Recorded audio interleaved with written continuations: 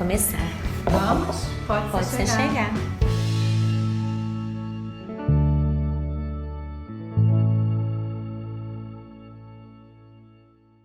Bem-vindos a mais um episódio do Pode Ser Chegar. Eu sou a Aline, médica obstetra. Eu sou a Ana Paula, nutricionista materno-infantil. E eu sou Luísa, pediatra. Para você que chegou agora, nos siga nas nossas redes sociais. Luísa Viana. Meu Instagram, Luísa NMV. Luísa NMV. O meu é @doutora Aline Puglia. E o meu é @Ana Nutrir e Cuidar. Tô sentindo bullying no meu Instagram. É que tem que soletrar, fica mais difícil. E a gente vai pegar esse gancho. Se você não assistiu o nosso episódio anterior, cujo tema foi mamiferização, a gente sugere que você assista esse episódio antes de entrar nesse, e o tema desse episódio vai ser a amamentação. O episódio não vai durar 5 horas, mas tem tema para 15 horas se a gente quisesse ficar falando. E como a gente vinha falando um pouco sobre como o nosso cérebro, né, e como o nascimento humano, né, culmina, né, para necessidades vitais, uma necessidade vital que surge de todo mamífero, né? Todo mamífero mama, é a sucção, né? A primeira mamada. E à luz ali da fisiologia, a gente estava falando muito dos hormônios do parto, isso é um acontecimento chave ligado a essas necessidades vitais, né? Os hormônios ali que estão participando daquele vínculo vão criar no bebê, né? Essa primeira forma, que é quase a primeira forma de comunicação, né? A boca ali do bebê já busca o seio materno, os hormônios que estão participando da conexão da mãe com o bebê criam esse instante ali, né, favorável a essa primeira vinculação, que a gente sabe que é uma das primeiras formas de linguagem do ser humano, né? Então a gente vai falar um pouquinho sobre mamar, né? E curiosamente tem uma frase do João Aprígio, que é o coordenador da rede de banco humano do Brasil, de leite humano. O Brasil é um país que tem essa tecnologia do SUS. Ele fala que nós somos a única espécie de humanos, de mamíferos, cuja amamentação é facultativa. E isso é influenciado não só pelas necessidades primitivas, né? Mas existe todo um contexto. Assim como a gente estava falando que o ambiente interfere no nosso comportamento primitivo, esse ambiente sociocultural também interfere nessa relação com a mãe e do bebê, né, meninas? Uhum. Então, dei o pontapé aí para vocês começarem, assim. Quando a gente fala de amamentação, são muitas variáveis que entram nessa continha. E a gente foca muito, né, na escolha da mãe, né? É óbvio que o fato de querer amamentar ou não acaba sendo, no ponto final, a escolha materna. Mas será que essa escolha vem somente da vontade da mulher? Será que essa escolha depende somente da mulher? Se somos mamíferos e dependemos do leite para sobreviver nos nossos primeiros meses de vida, dias de vida, enfim, o tempo depende, é variável nesse sentido, por que a escolha é somente da mulher, amamentar ou não amamentar? Porque não é um desejo, é uma necessidade.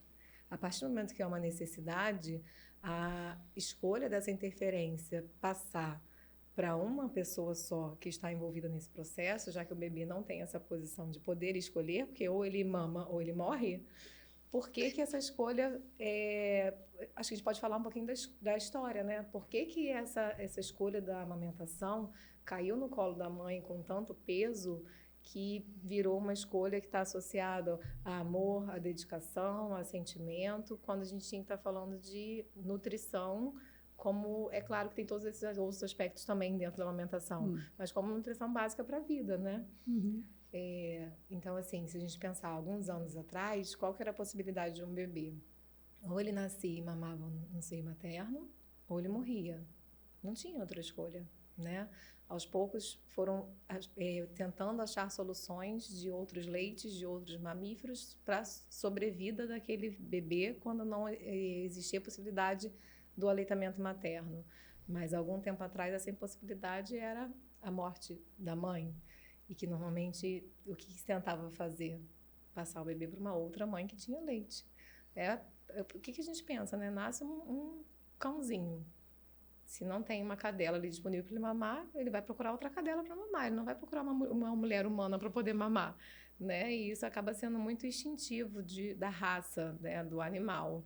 E isso acontecia de forma natural entre os homens também, né? As amas de leite, e mulheres que amamentavam em aldeias e uma amamentava o filho do outro, uma rede de apoio natural para a amamentação. E com a nossa sociedade, o que começou a acontecer, né? De forma, pulando várias etapas dessa história, a mulher foi necessária em outros ambientes que ela não era necessária antes. Aconteceu guerra, morte de muitos homens, a necessidade da mulher como braço, né, de trabalho, como força-tarefa. E se essa mulher precisa trabalhar, ela não está mais disponível para amamentar. E se ela não está, as outras que poderiam ser amas de leite também não. E daí precisam o quê? Criar artifícios para poder esse bebê continuar vivendo com outro tipo de leite. Para quem não sabe, historicamente, o leite moça, o leite condensado, que a gente faz brigadeiro, ele foi criado para substituir o leite materno. E isso parece um absurdo nos dias atuais, né? A gente pensa que a gente vai oferecer nosso primeiro brigadeiro para o nosso filho a partir dos 2 anos de vida, ou deveria, pelo menos. E ele foi criado para poder substituir o leite materno. Mas por quê? Ele era rico, as propagandas da época eram ótimas, ele é rico em energia, e vai fazer seu bebê ganhar peso, porque ele tem bastante açúcar e tem caloria, tudo que vai fazer o bebê crescer efetivamente, né? E essa indústria, e a gente até fica um pouco receosa de falar essa palavra, mas não deixa de ser, foi sendo desenvolvido ao longo do tempo para aprimorar isso, né? Então, a gente saiu do leite condensado para as fórmulas infantis, substitutas do leite materno, e que elas têm o seu lugar no mundo, têm a sua função, e a gente não está aqui para poder dizer o contrário disso, né? Inclusive, nos nossos consultórios, quando são necessárias, a gente aplica, e a necessidade vai muito além do ganho de peso do bebê, e se a gente fosse falar sobre isso, a gente faz um episódio só sobre isso, né? Talvez a gente volte, né? Volte a falar sobre isso, com certeza. Acho que agora a gente está defendendo a amamentação como... não só como um ato é um ato político, né? Assim, também amamentar, né? Eu acho que é isso, né? E defendendo de que não pode cair só não era só o colo da mãe, né? Acho que a gente estava falando até de um estudo, né, da Lancet, que 97% das mães, elas desejam amamentar, né? E aí o que a gente estava falando é o quê? O que acontece no meio disso que dá errado, né? Será que é culpa da mãe? Só? Não, é de todo um sistema. Porque o leite ele vai ser necessário de qualquer forma, né? E várias perguntas eu acho que vêm na nossa cabeça como profissional e até como mãe, né? Por que essa mãe desiste de amamentar? Qual que é a dificuldade de seguir a sua natureza, de prover o alimento para o seu bebê? O que pode estar interferindo nesse processo?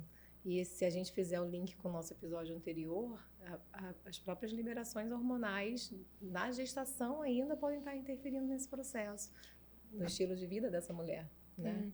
É igual como, né, o vínculo ali, né? A primeira mamada, tinha experimentos que colocavam um bebê, quando você recriava, né? Experimentos assim, mulheres que tinham acabado de parir, você pedia para elas recriarem aquela sala de parto depois de um tempo, todas elas e tentavam imitar o mesmo ambiente, elas tiravam a luminosidade da sala, tiravam as pessoas, equipamentos, e aí depois colocaram mulheres para ter o primeiro contato com o bebê nessa sala selvagem. E aí nos experimentos viram que 100% dos bebês procuravam o seio materno em menos de 30 minutos, espontaneamente, é isso que você está falando. Então, o meio, ele pode perturbar. O meio físico, o meio cultural, faz coisas que deturpam a natureza. E aí, quando não existia conhecimento sobre o que interferia nessa relação, começaram o médico, né, uma mulher que tinha um problema para amamentar, um bebê que não pegava o seio, que pegava e não ganhava peso, e o médico não sabia explicar a complexidade desse mecanismo, ele criava, né, então mulheres como você talvez não consigam. E aí a gente começou a se construir parte da história, né, além da entrada, da mudança da mulher, né, leite fraco, pouco leite. Leite secou. E essas mulheres, né, dessas pesquisas mais atuais, vem muito disso, né? Muitas mulheres que já nasceram nessa geração aculturadas com isso. Então, pode existir um problema, né? Pode ser que eu não consiga, ao contrário de não, eu sou feita para isso. Então, já se parte de uma construção, essa coisa, esse momento que a gente está. Por isso que fala, nesse momento atual, 2022, a amamentação a gente fala muito também, não só como uma necessidade primal, como também um ato político, né? Falar, olha, esse momento que a gente vive da história, vamos acordar? E quando a gente fragmenta, como a gente falou no episódio anterior, a gente vê uma mulher, pelo menos a gente, na minha realidade de consultório e de vida, conversando com os meus pares, outras mulheres, né? A gente vê uma mulher muito preparada, às vezes, na gestação, estudando muito sobre parto, estudando muito sobre fisiologia da gestação. Que já é um pouquinho fora da curva, né? Do que a gente vê, mas... Da curva que a gente vê na maioria, mas que não ouviu falar de amamentação. E não tem essa informação do que, talvez, nos dias atuais, seguir o instinto animal não é tão simples assim. Porque ela não está no ambiente mais animal dela, né? Então, ela vai ter milhões de outras interferências emocionais do ambiente, de palpiteiros, de propaganda, do profissional que vai acompanhar ela em algum momento, que talvez ela nem conheceu, que nem são todas as mulheres que conhecem a possibilidade do pré-natal pediátrico, por exemplo, né? Eu até faço a pergunta, assim, quem que está escutando a gente agora fez uma consulta de pré-natal com um pediatra que iria acompanhar seu filho depois? Eu nunca fiz. Nunca, meus 3 filhos eu nunca fiz. Ana, você é nutricionista, não conta? Conta, porque a escolha desse profissional iria fazer toda a diferença depois, né? E acho assim que essa informação prévia para você se preparar emocionalmente, para você estudar também sobre o processo de amamentação, para você entender que alguns hormônios são necessários serem liberados, e por que o bebê mama mais naquele horário, por que ele precisa ficar muito tempo no peito, por que ele precisa de... Tudo tem um porquê. Né? Só que a gente está acostumado a mecanizar todos os processos e a gente inclui a amamentação. E a gente, mais uma vez, vê que a gente não tem controle. Que um filho vai precisar ficar de 30 em 30 minutos no peito, o outro vai mamar a cada 3 horas. E ok, né? Somos seres diferentes, graças a Deus, né? Porque imagina todo mundo igual e industrializado. Esse negócio de contar a mamada... pegando o gancho para o episódio da mamiferização, fala muito para mim sobre as pessoas têm ouvido muito esse termo, golden hour, né? Que é a hora dourada, é o nome, né? Talvez dentro da espécie humana o único momento que seja que o nosso comportamento não é natural, porque a gente tem interferência do meio, mas a primeira mamada do bebê talvez seja o único exemplo de um comportamento natural, em que quando uma mãe não tem ninguém inibindo, ela sem ninguém ter nunca ensinado para ela olha o bebê e leva o seio ao bebê. E o bebê, ao nascer, por que o bebê suga? Existe, né, esse comportamento está inscrito. Ser primata, pertencer a uma classe de mamíferos, é um comportamento programado, né, nesse cérebro primitivo que faz ele lembrar. À medida que a gente vai se desenvolvendo, a gente vai esquecendo desse comportamento primata e adicionando. É selvageria, né, do parto. Acaba a selvageria. E a mulher, e aí muita gente fala, a mulher que na sala de parto, que nunca viu um bebê mamar, nunca ninguém ensinou. Ela tá ali no chão, ela leva o seio e amamenta seu bebê. E aquele bebê mama. Depois ela toma seu banho, vai pro quarto, algumas horas depois, e passa alguém no berçário e ela fala, eu vou querer a fórmula. Quer dizer, o que aconteceu entre aquele momento selvagem, que ela nem lembrava, ela nem sabia. Aquilo ali, ela estava realmente só guiada por aquele instinto, entre aquelas 2 horas que aconteceu aquele comportamento, até ela falar, eu acho que eu vou querer a fórmula. Ali, ela teve a lembrança cultural, né? Então, como que isso interfere? As pessoas hoje estão numa visão de, assim, amamentar é uma escolha, é um ato de amor. Não, a amamentação é um hábito que agora está engendrado, assim, entremeado, né, com os nossos hábitos de vida. E quando você fala de mamar de 3 em 3 horas, diz muito para mim sobre o bebê precisa da primeira hora. Talvez não. A gente não tem como medir o time, né? E numa sociedade em que tudo, as trocas humanas, a primeira mamada é a primeira comunicação, é uma troca. Depois, todas as relações humanas, elas são baseadas em trocas de mercadoria e não só em ligação. O tempo é uma mercadoria. Eu acho que talvez por isso que a gente aprendeu a medir tudo, né? Vamos contar. E tem muita as mãe que fica contrações. insegura. Mas eu não sei quanto de leite tá saindo. E você precisa saber quanto leite Na tá saindo. natureza existia um medidor, Exatamente. né? Olha o xixi, E tá fazendo bebê. xixi. Então tá tudo certo, né? Uhum. Então, e isso causa uma insegurança da falta de controle sobre a amamentação. Então, por isso que às vezes eu quero controlar, quero fazer de 3 em 3 horas, porque o bebê não tem controle. O bebê ele vai seguir no instinto dele e essa falta de... Não, tem que criar uma rotina para o bebê. E aí perde a naturalidade. Porque o bebê ele vai mamar quando ele tá com fome, mas não só quando ele tá com fome, ele vai mamar porque ele quer o contato com a mãe, porque ele tá inseguro. Ele quer mamar porque ele tá com sono, ele quer mamar por várias formas. Então, às vezes essa coisa que você tá falando do horário tem muito a ver com controle. Então, assim, por isso que às vezes a gente tava falando no carro e eu falei...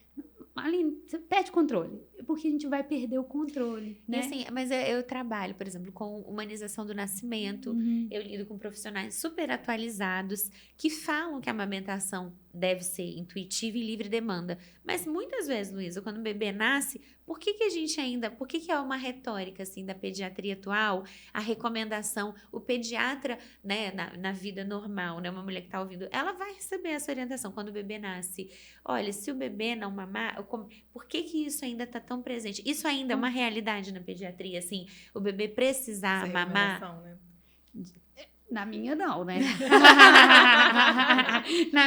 Na verdade, assim aqui, então a gente está em Macaé, né? Existem 2 hospitais, assim, né? Que a gente trabalha. Privados. E aí eles falam assim, não, é parto de não sei quem, não oferece leite, não. Então, na minha realidade, eles já têm um respeito de saber que não vai ter formas. Mas sim, alguns pediatras ainda não tiveram essa luz, essa consciência. E é como se a gente fosse um grãozinho, né, Luísa? Porque se a gente for olhar em volta e E conhecer aí, a história da amamentação das pessoas, não é a realidade da Imagina maioria. você tá ali no colostro, no pinga-pinga, você nunca entendeu que o estômago do seu filho só cabe 3 ml quando ele acaba de nascer, e que aquele pinga-pinga, a gente vai falar tem uma razão e o tão importante e vivo que aquilo é. Se você não sabe daquilo e a mulher fala assim, alguém e fala assim, olha, se você quiser fórmula, é a última vez que você pode pedir. Aí você fala, ele vai ficar com fome.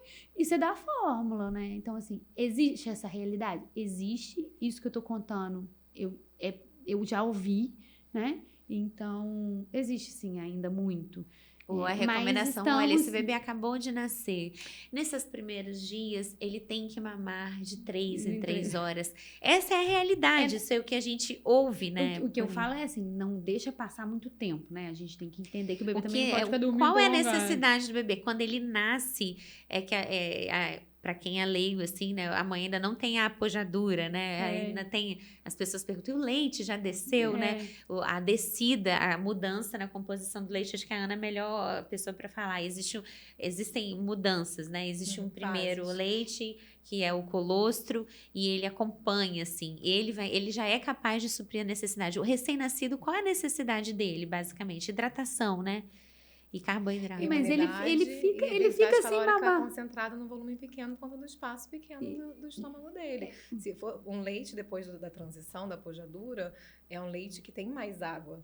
Ele é menos concentrado em nutrientes. Então, naturalmente, o bebê vai precisar mamar um volume um pouco maior para poder suprir suas demandas.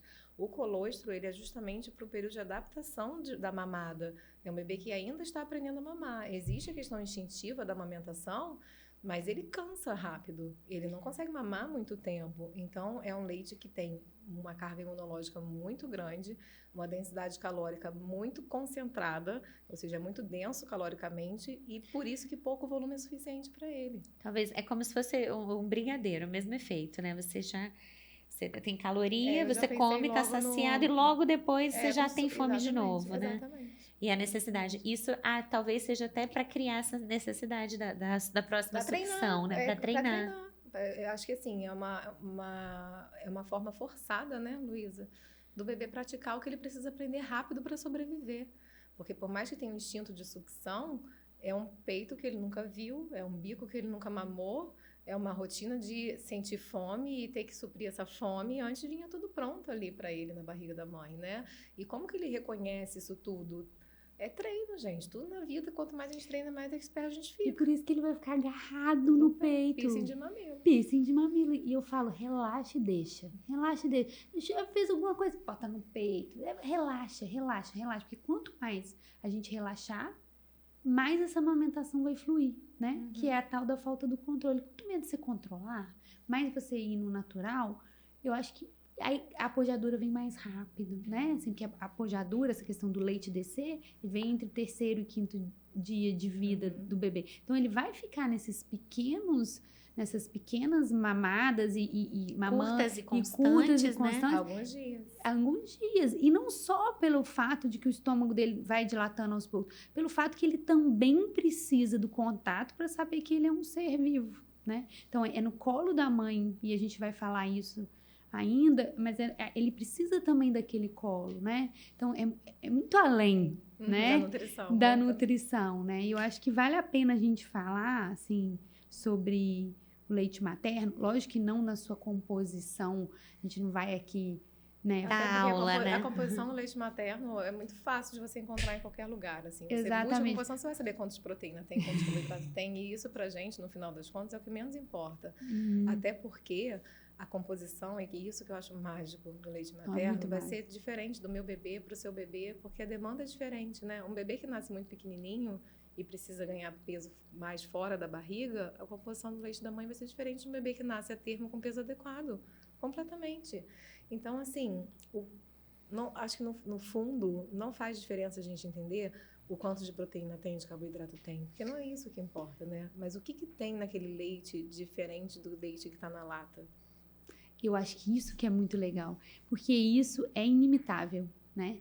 O leite, ele vai ter uma composição diferente para cada tempo do bebê.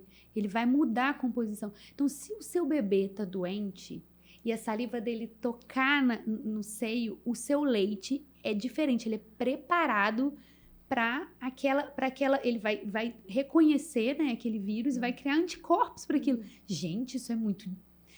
Isso aí a lata nunca vai, nem se... Bom, eu não consigo imaginar. O leite humano tem fator antidengue, né? Se o bebê foi picado pelo Aedes aegypti, ele tem lá. Então, não existe nada no mundo que vai se comparar comparar. Então, assim, muito se fala agora de oligosacarídeos, de microbiota, de tudo.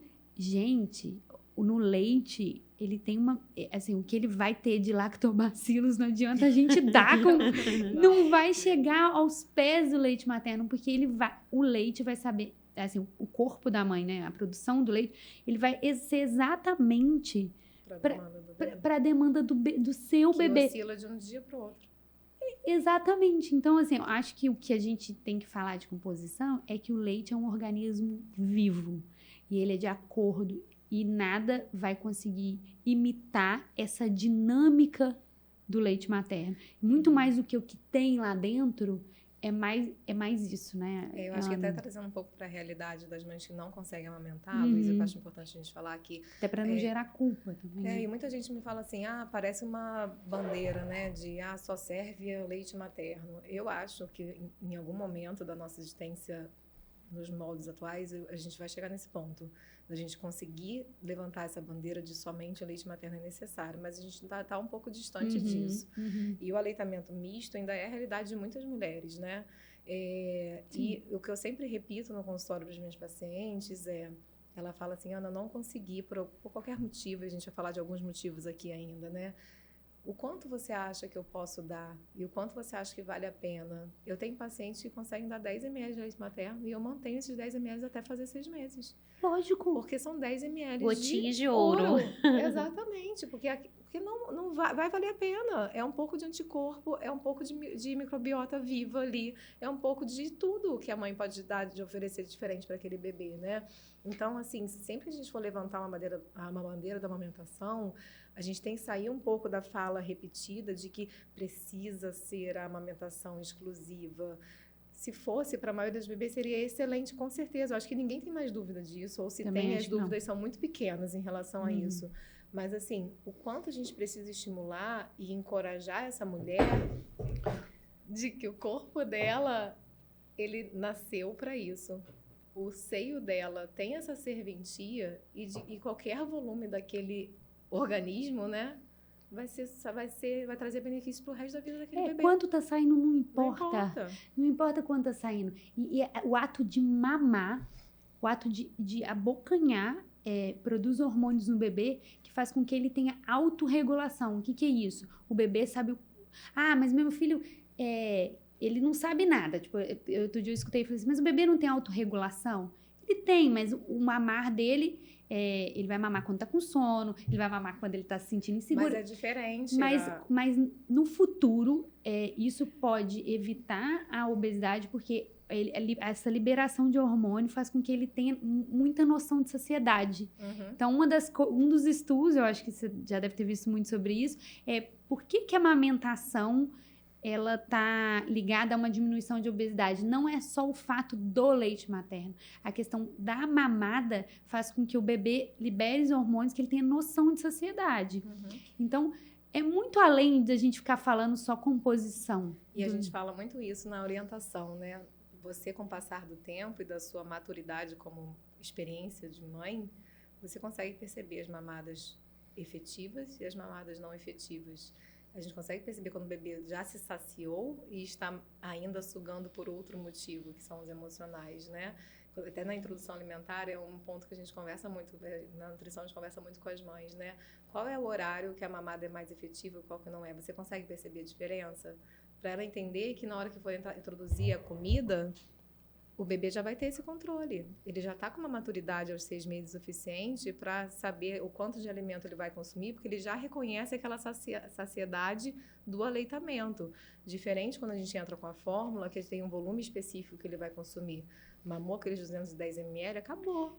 E outra coisa assim, muito interessante é que o volume do leite que o bebê mama, ele é variável. Vai ter vezes que na mamada ele vai mamar 100 ml no seu peito, depois 50, depois 50, e aí isso daí é muito variável. A gente faz uma conta aí de...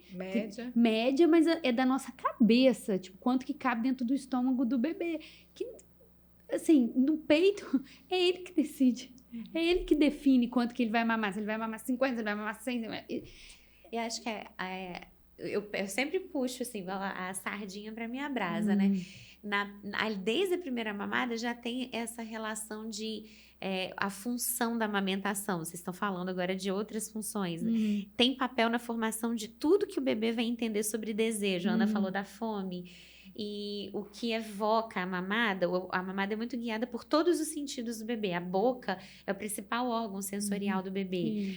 E o outro órgão que é muito importante é o olfato. Talvez seja o órgão mais vivo do bebê ali. Porque o olfato é o órgão, logo que o bebê nasce, que ele é um ser primal, ele ainda não entendeu que ele tem regras sociais, que ele vai ter volume de mamada.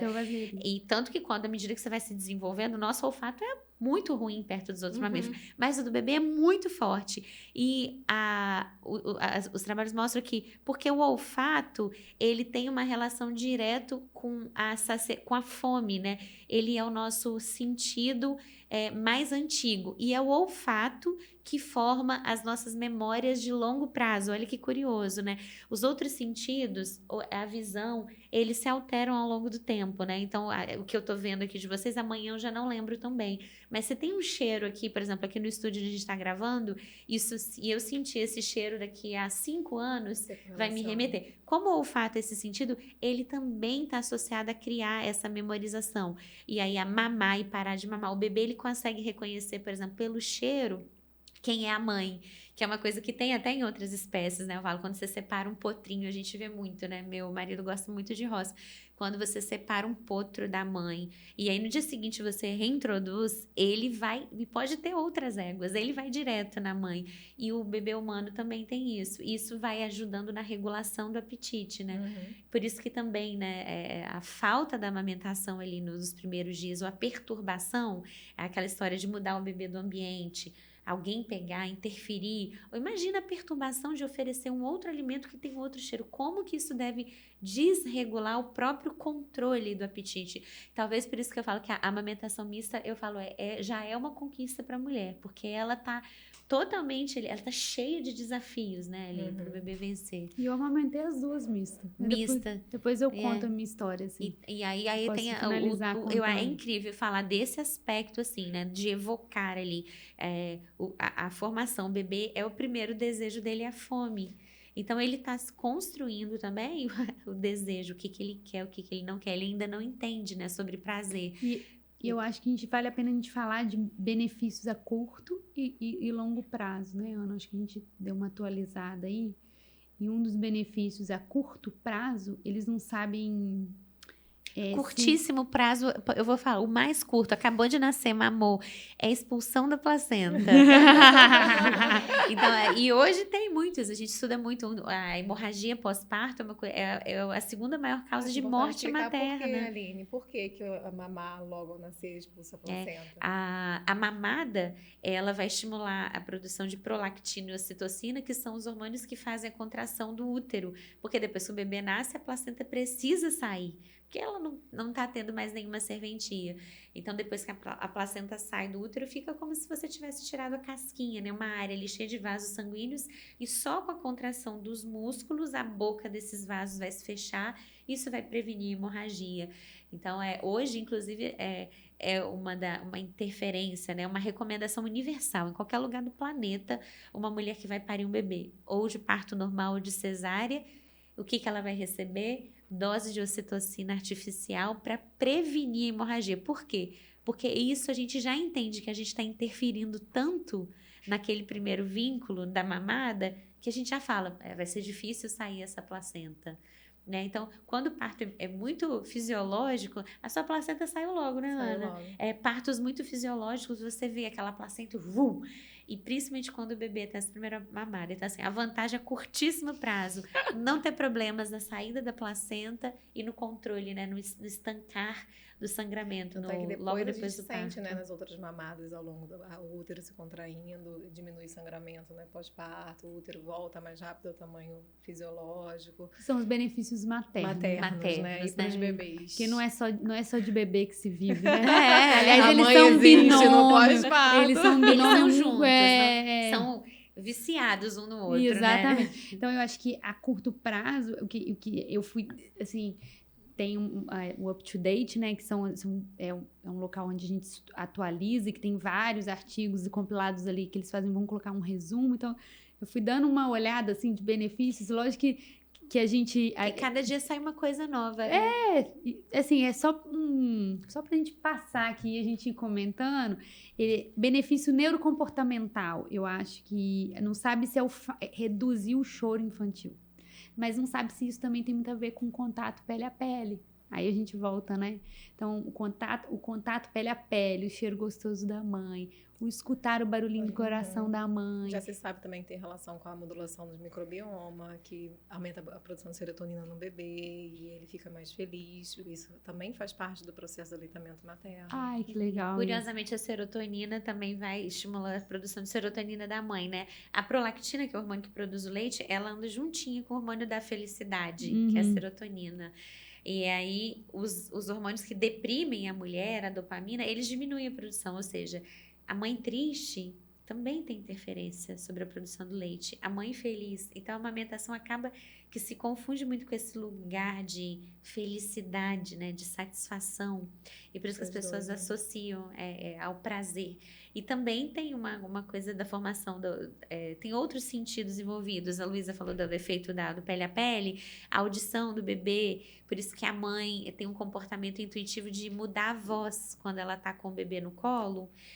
E a gente chama isso de manhês, né? A entonação da voz também faz um efeito tranquilizante no bebê. A visão também, né? É exatamente o tanto que o bebê consegue enxergar. Assim, o lugar que ele tá no peito é o tanto que o bebê consegue enxergar. Então, o rosto da mãe. Então, o rosto da mãe é o que, assim, pro bebê, o que ele mais tem interesse na vida é rosto humano. Não adianta você querer botar um monte de brinquedinho de plástico, nada vai fazer seu bebê se desenvolver mais do que você. nada. Você e o pai, Os né? seres humanos que Os estão ao seres redor dele. humanos, seres humanos, né? Por exemplo, o seu terceiro Tem uma galera. tem uma galera e isso faz ele desenvolver, né? Tipo, ele é Uma esponja. Mas então, assim, o ato de amamentar, o olho a olho, é exatamente o tanto que o bebê consegue enxergar. Então, aonde ele tá ali no peito é onde ele consegue enxergar, ele já logo enxerga a mãe, né? Assim, O peito escurece, eu pergunto sempre no pré-natal, né? Você sabe por que a areola já fica escura? É o alvo, né? Que o bebê, ele tem ainda uma visão um pouquinho turva, mas aquela areola é o alvo, né? Diante de uma sala turva, aquela pupila dilatada é o que ele busca, né? Pelo olfato. Então, tá tudo fazendo, né? A conexão ali dos dois. Engraçado que a boca, que é o primeiro órgão que vai ser estimulado no bebê, curiosamente, é o órgão que faz a espécie humana. Você falou de ter várias famílias, muita gente para se comunicar com o bebê. É o mesmo órgão da comunicação, é o órgão da mamada, né? O primeiro órgão do prazer. É a forma como o bebê fala, né? Então, se ele não tá mamando pouco, também é a forma de expressão dele, como ele não fala. E voltando para a amamentação como um ato político, né? Ela diminui substancialmente a mortalidade infantil. Ela diminui a incidência de diarreia, de doença respiratória, de otite, diminui internação, né? Então... Que isso envolve gasto. Então, se talvez a gente apoiassem a mãe, e apoiar mesmo. E aí que tá a questão do banco de leite, São casos de apoio, São né? casos de apoio, a questão do banco... amamentação. Tem um apoio, porque a mulher, ela precisa... O que é uma consultora de amamentação? É a apoiadora da amamentação, é a mulher... A mulher tá desesperada, ela liga pra consultora, a consultora vai apoiar, fala, não, você vai conseguir. Então, ter alguém te apoiando ali do lado, você fala, não, ela tá acreditando em mim, então eu também vou acreditar aqui. A longo prazo, né?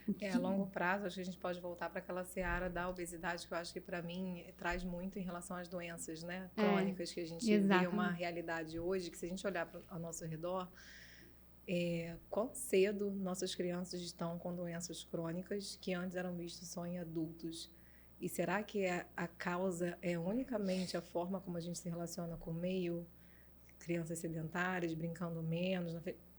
Eu não acho que é só isso, e assim, os cientistas também não acham. E o que a gente vê, né? Existe uma modulação do tipo de proteína que é ingerido. Como cada espécie tem a sua proteína própria, esse estímulo no DNA é de acordo com a carga proteica recebida pelo bebê. Então, um bebê que recebe o leite materno com proteína humana, ele não tem uma modulação genética para propiciar o ganho de peso excessivo e, com isso, diminui a chance de ele desenvolver doenças crônicas, mesmo que ele tenha carga genética para aquilo. Então, assim, se ele está num ambiente que a família é obesa, que a família é diabética, hipertensa, enfim, qualquer uma das doenças crônicas mais comuns, se ele recebe o leite materno, ele tem menos chance de desenvolver essas doenças. Ele silencia esses genes. E tem o fator também, que a gente chama de epigenética. E tem também, acho que para pessoas leigas, assim, o fato da superalimentação, né? Quando você dá um leite de vaca, o leite de cada espécie tem uma composição própria para fazer a cada filhote dobrar de peso. Por isso que a gente não dá tem leites com muito mais proteína. E qual o tamanho do filhote da vaca? Tem muito mais proteína, né? Que o leite humano. Mas por que a gente não dá? Porque não é necessário. Outras espécies têm que dobrar de peso em intervalos muito curtos. E aí isso tem a ver com superalimentação, que é a principal causa da obesidade. E é difícil enxergar isso quando você tá ali com muita dor e alguém falando pra você, isso não tá certo. Isso não tá certo. Seu bebê tá chorando muito. Seu bebê não tá chorando. Não tá certo. Tem um leitinho ali. Isso daí é muito difícil de você enxergar a longo prazo. O quão importante isso é a longo prazo. Então, tem estudos mostrando que bebês alimentados no peito têm um QI melhor.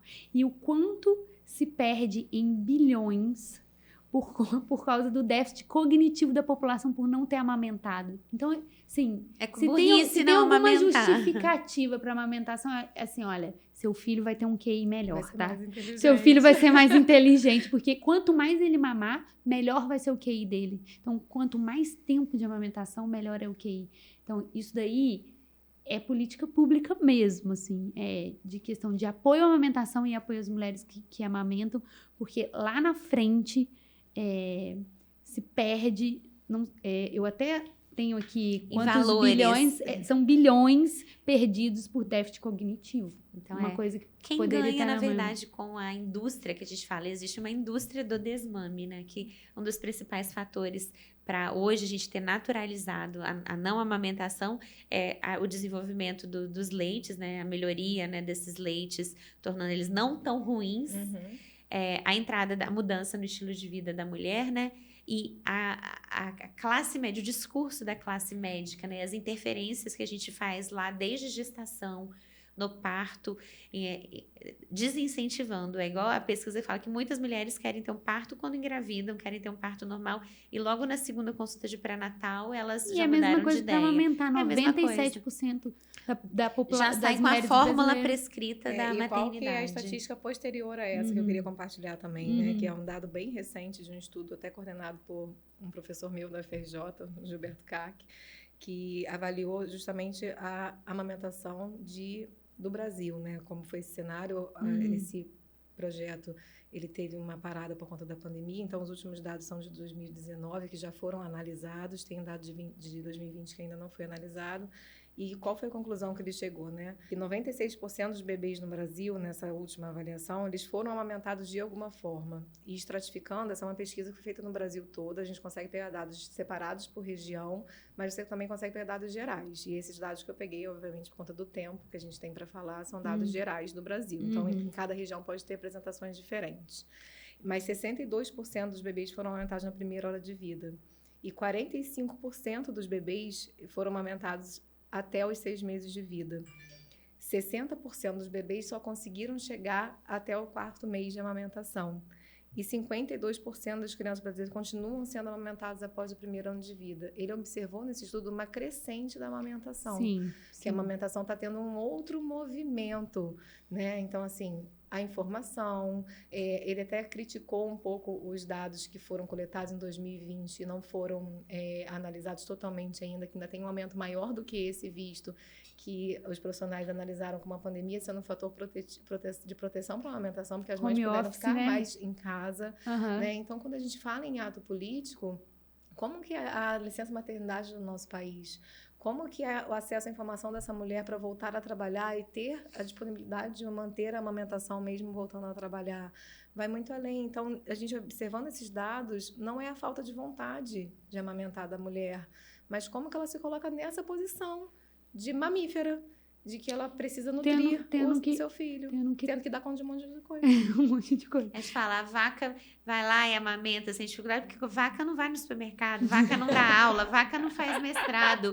E pra gente, por isso que é tão, meu Deus do céu, né? Então, vaca não grava podcast, né? E é isso, assim, e parece muito irracional falar, né? E a cultura de ver um bebê, né? A gente vê a Ana amamenta ainda, a gente vai no lugar e as pessoas ainda têm, né, essa dificuldade. Então, eu acho que as pessoas estão começando a ter uma mudança de mentalidade, Nossa, né? É tão importante falar isso, Aline. Eu amamentei muito, né? Eu tô há 10 anos amamentando, praticamente. Eita, que... Poxa, minha bebê, por exemplo, a minha menina do meio, ela amamentou até 4 anos e meio. Que legal. E assim, o quanto de preconceito que eu tem muito. recebi... A amamentação de crianças mais velhas ainda tem muito preconceito. Então, vamos deixar aqui. Quanto mais o seu bebê mamar, melhor vai ser o QI. Então, vamos botar na inteligência? Eu queria até incluir isso, assim, não é só você que dá fórmula que é condenada. Você quer dar o peito também, entende? Então, você vai ser condenada de qualquer forma. E eu me questionava muito, eu falava, caramba, ela mama só na hora que ela acorda e na hora que ela vai dormir, por que eu não posso dar o peito pra garota? Não. E assim, por que isso incomoda tantos outros, sabe? E sendo que, na maioria das vezes, as pessoas não tinham nem acesso a essa amamentação, porque não era nem no ambiente que a pessoa estava, que era na minha casa. Né? As pessoas falam, mas no fundo seu as pessoas, corpo, suas regras, né? As pessoas não vão estar nem aí pro seu bebê, né? Então, a gente fala, as pessoas realmente elas não se importam. Então, é preciso que haja uma tomada de consciência da família, né? Daquele núcleo familiar, o pai, a mãe, ninguém vai estar nem aí. A indústria, ela quer lucrar com o seu desmame. As pessoas querem, os seus patrões querem o tempo de vocês. Ninguém vai lutar pela licença maternidade. Mas então, amamentar nesse sentido, né, como ato político, é a gente ocupar de novo esses espaços e as pessoas voltarem a ver isso, né? Voltarem a ver as mulheres parindo, eu acho que às vezes a gente bota o patrão. Não é o patrão listrão só. É simbólico, é o sistema. É o sistema, né? é Porque o às vezes símbolo. fica parecendo que... Não, né? é o símbolo. E o que é é o importante sistema. falar em relação a isso é o retorno ao trabalho não invalida a possibilidade de você continuar Não. amamentando. Então, assim, muitas mulheres me questionam isso, né? Ana, mas eu quero voltar a trabalhar. Eu tenho essa necessidade como mulher. Exatamente, Porque sim. eu não me vejo realizada nesse cenário de ser só mãe Muito por muito difícil, tempo. muito E, difícil. ok, eu mesma voltei a trabalhar muito cedo com o João, não. Eu fiquei 1 ano com ele. Uhum. Mas da Ana Clara e do Paulo Felipe com 3 dias de pós-parto eu já estava atendendo. É claro que a gente estava numa realidade de home Foi muito office. aculturada, né, Ana? Então, talvez só a necessidade primária, às vezes não satisfaz essa mulher que tá tão eu- inserida ali. E numa realidade né? que a Eu posição também- também e facilitaria, né? sinceramente, Eu atendia também- com ele no meu peito, então é outra E a realidade. necessidade de produzir também, né? Hoje Sim, a mulher, ela é. participa ativamente da renda familiar. Então, alguém vai pagar essa conta, né? Então, é E por não é isso todo que fica mundo que muito tenha- difícil. É muito difícil. Eu acho que, na verdade, Colocar a gente na tem que balança. entender... É uma luta desigual, assim, né? Por mais que você fale, a gente falar dos benefícios não é vender de novo. Ninguém precisa provar para ninguém que o leite humano é o melhor alimento, mas é Dar criar apoio. a população, né? A sociedade precisa se ocupar dessa causa e não só a mulher, né? Então, as causas relacionadas ao desmame são sociais. Então, né? eu acho que a gente muito da causa do desmame é a dor, né? Assim, tipo, o medo da dor. Alguém, tipo, não é pra doer. Eu acho que é a dor num aspecto mais amplo, Luísa. Exatamente. É a dor de você abrir mão da sua vida por um tempo. Isso, exatamente. entende? Porque ficar exclusivo é muito difícil. Sim. A amamentação exclusiva, cara, eu senti Até como a se eu não tivesse exclusiva, presa. até enquanto você está complementando, depois que o bebê começa a comer, é um período de dedicação muito grande. Exatamente. Só que se a gente olhar para um universo de tempo, de existência, você não vai morrer com seu filho com 6 meses, você não vai morrer com seu filho com 1 ano, você depois vai viver, né, a gente espera, né, da maioria das mulheres, que ela vai viver o resto da vida sem amamentar.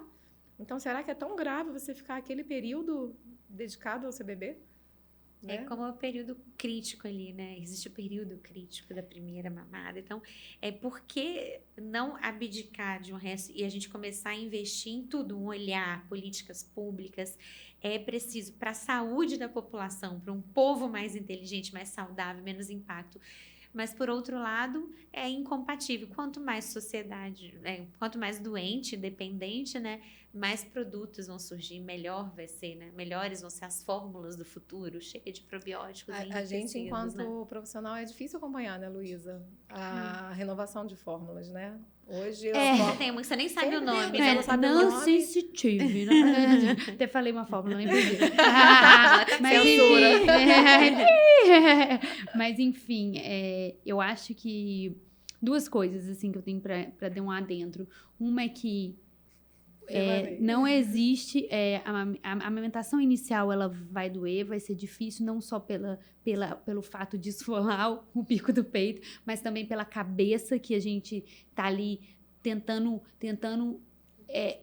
se colocar em toda aquela posição de mãe e todas as perdas que você teve. Então, mexe com a cabeça, então vai doer o fato emocional e vai doer o bico do peito, né? Assim, então, Tem uma são briga muitas um pouco, dores. acho que do racional com o irracional, Isso, se isso. colocar nessa função. E a outra né? coisa é que a gente tem que pensar e colocar na nossa autoestima, que eu acho que às vezes a autoestima atrapalha a amamentação, eu acho que tá acabando o tempo, mas assim, eu teve uma vez na minha terapia que eu tive um insight, cara, é o seguinte, quando você não acredita em você não vai acreditar que você vai ser alimento para alguém. Então, eu acho que a gente também tem que cuidar da nossa saúde mental pra gente falar para alguém que fala assim, isso não tá certo, você vai falar, tá certo sim, eu sou alimento sim para essa criança. Então, vamos cuidar da gente também. Forte. E entender que o maternar é muito poderoso. É o que muda a sociedade. Gente, voltando pro nosso quadro aí, devaneios, eu acho que a gente tem que pensar sempre na amamentação, na formação do indivíduo. Não dá para fazer continha, não é? É mais isso, benefício econômico. Não, tem algo maior, né? Que é o que é o seu maior interesse, que é formar aquele indivíduo, né? Integralmente, na parte biológica, emocional, e tudo, intelectual, intrínseca. Então, você está construindo um ser humano, né? Então, e a amamentação faz parte dessa construção. dessa construção. Ela é o caminho, né? ela tá ali no caminho. Então, acho que o devaneio é isso. Senão não seríamos mamíferos, seríamos outra espécie. A amamentação é difícil, ninguém tem dúvida disso. Vai doer no início, tem muitas perdas, né, porque só o corpo feminino pode amamentar. Eu falo, às vezes, eu tenho um outro devaneio que às vezes eu falo, gente, homem podia dar peito também. Você fala, agora eu tô cansada, agora vai você. Direto eu tenho esse devaneio. Pode ser gelado só em mim, né? Podia você amamentar. E eu acho que, às vezes... Não foi à toa que a natureza fez a mulher. a química, passei explicando esses hormônios. Gente, não vai funcionar em outro corpo. Não tem. Eu sei, não mas é que dá órgão vontade do de falar, dá um prazer. peitinho em você Não dá. agora. Na hora Não que te dá. traz assim... É por isso que a mulher tem que se sentir muito, falar, você foi feita pra isso. Você é A muito coisa foda. é muito complexa. Então, invista, né? São perdas e ganhos. Mas é a formação isso aí de um indivíduo. E ninguém pode fazer por você. É difícil pra caramba. Em relação a isso, eu acho que a vivência do início da vida faz muita diferença. Eu mamei até 3 anos. A amamentação, para mim, foi tão forte na minha infância. Que você continua replicando. Que você amamentou por 10 anos. E eu não falo isso querendo me vangloriar de nada, não. Mas assim, eu nunca tive dificuldade nenhuma com a amamentação. Eu tinha tanta certeza que aquilo era o natural para mim, que eu não questionava. Entende? Eu falava, vai dar certo, não tem como não dar certo. É até o jeito como entendeu? você fala, assim, eu percebo, né? Não é difícil até eu explicar o porquê, né? Porque é algo tão natural. Acho que faz muito parte da sua história, assim, também. Então, inscrever esse comportamento. Sabe que eu falo? De sucesso, não é que a gente se apropria. Eu falo com a minha mãe que eu tenho uma lembrança, assim, dessa amamentação. Minha mãe tava na igreja e eu lembro quanto era gostoso o colo dela. Eu pegava o peitinho, escutava a voz dela falando e ficava ali no colo. Eu lembro disso também, né? Isso aí... E a gente escuta tantas histórias de... Eu falo, mãe, tanto que seu colo é bom, né? mãe. Tanto que seu colo é bom. Memória afetiva, hoje sabe, né? Tá na moda, inteligência emocional é tudo. E ela se constrói no peito.